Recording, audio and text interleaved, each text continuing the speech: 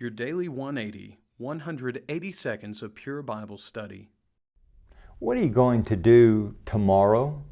What are you going to do next week, next month, next year, the next 5 years? Do you have goals like that? Let me tell you something. It is great to have goals. But have you ever had your goals interrupted because of some disaster? Welcome to this, your Daily 180 Bible study. We certainly do appreciate you joining us each day, and we hope you'll share this study with your friends. If you're watching on Facebook, hit that share button, and you'd be surprised how much that helps to get the message out. Well, we're talking about lessons from disasters, and we're wrapping up this lesson. And one of the things that we learn about disasters, or we learn from disasters, it's a good reality check. It reminds us that this life is fragile and this life is temporal.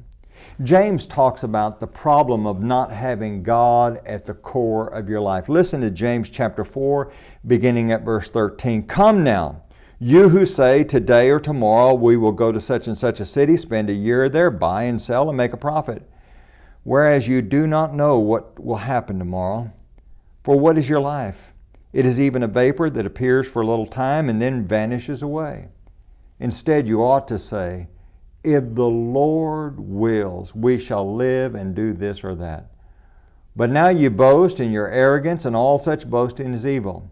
Therefore, to him who knows to do good and does not do it, to him it is sin.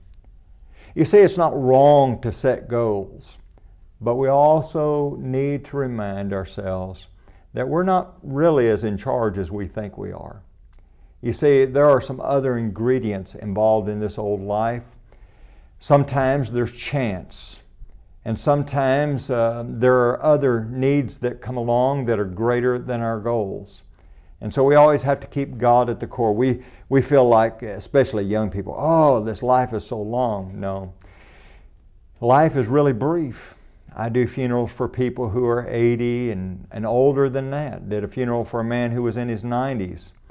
And you talk to the family that are up in their 80s and 90s, they say, boy, life went by so fast.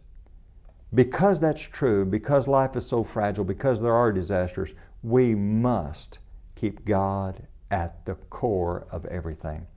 Join us next week for your Daily 180.